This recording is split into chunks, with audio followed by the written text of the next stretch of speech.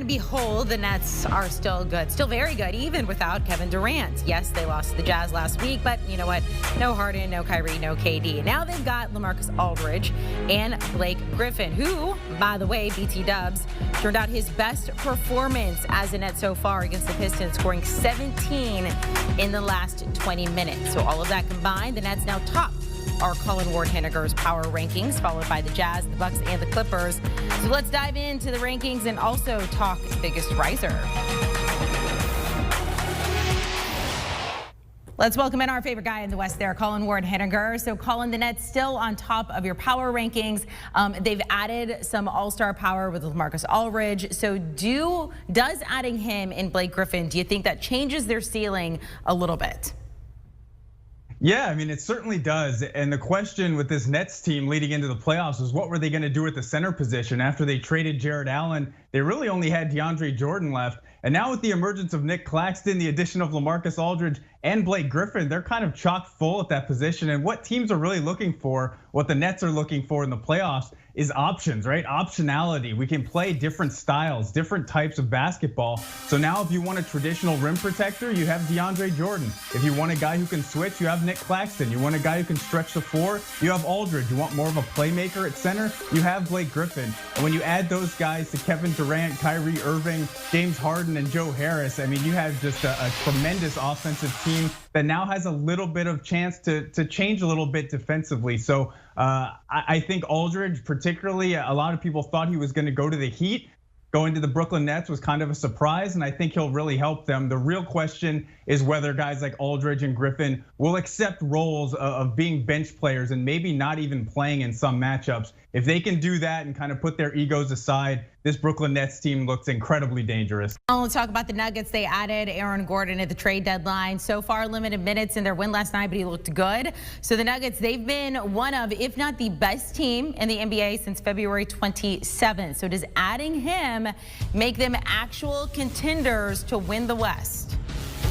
I absolutely think it does, and I rank this as my most important deal of the trade deadline. And basically it's because this is exactly what the Nuggets needed. They've been searching for that Jeremy Grant replacement for a long time, and he's a guy who can defend multiple positions. He can knock down open three-pointers. He can be that athletic, versatile player. And you saw in his debut, he made a back cut. Nikola Jokic found him for a dunk under the basket. Nuggets fans must have been salivating because this is exactly the type of dynamic addition that Aaron Gordon is. And what he really brings is on the defensive end, they needed a versatile defender, someone who can guard the LeBron Jameses, the Kawhi Leonards, the Donovan Mitchell come playoff time. And Nikola Jokic said that, after Gordon's debut, that he's already starting to fall into his role. And that's really important because Gordon's coming from Orlando, where he was one of the primary scorers there, one of the primary playmakers. He's not going to need to do all that with the Nuggets. So if he can fall into his role and play well, I think he's just a perfect addition to Nikola Jokic,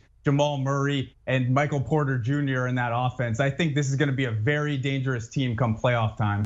Calling your biggest riser this week, the Boston Celtics up 7 spots to number 11. They had a big win over Milwaukee on Friday. Marcus Smart is getting healthy. Evan Fournier, they've traded for him. So do you think they can possibly go on a second half run here?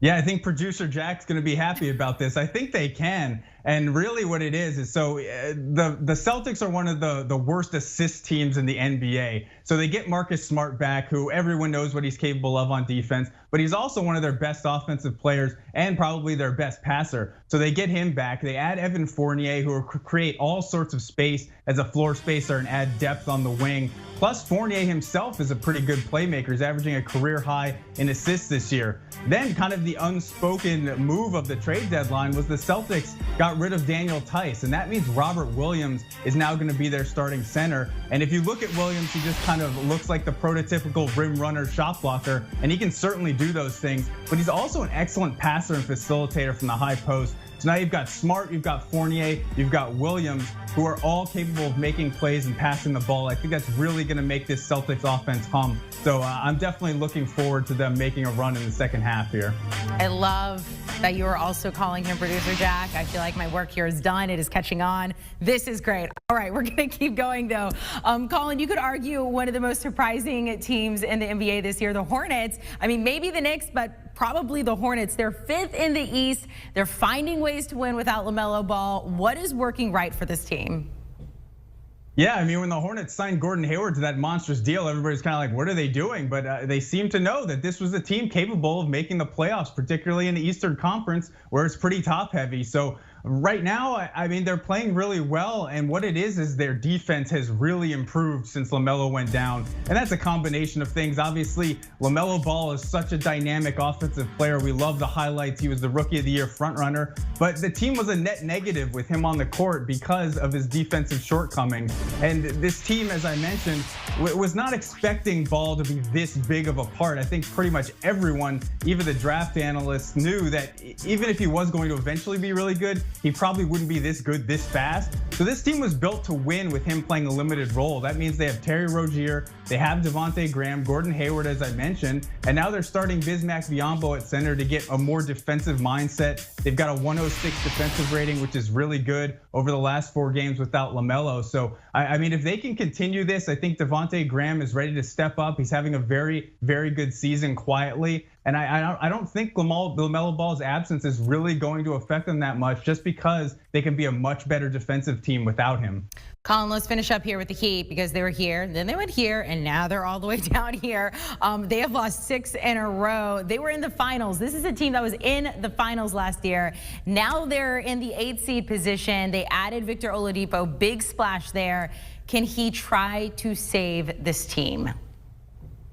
He can try. I mean, on paper, look, he's exactly what they're looking for. So they've lost 6 in a row. 4 of those games were without Goran Dragic. That's a huge deal. He's one of their best playmakers. He can run pick and roll, dribble handoffs, and really create offense for them when it starts to get stagnant. So when you add Oladipo for practically nothing, he's essentially replacing Avery Bradley, who wasn't even playing for them. You add another playmaker, another guy who's averaging 5 assists, who can make plays out of the dribble handoff with Bam Adebayo or out of the pick and roll. And that's really what they need to help get this offense going. Then you look at the defensive side of the ball. Oladipo, pre-injury, was an all-defensive player. And Jimmy Butler has already said, I can't wait to introduce Oladipo to this Heat culture. And that's really what this move is about, is taking a guy who's kind of been on bad times, kind of unhappy in his situation in Indiana, obviously unhappy in Houston, losing all those games. So now he comes to Miami, gets introduced to Eric Spoelstra, that Heat culture. They're hoping they can turn him back into that all-NBA level player. And if they do that, this team is going to be incredibly dangerous. And I think you can never count them out, because they did make the finals last year and they essentially have all those pieces back. So it's really about playing defense,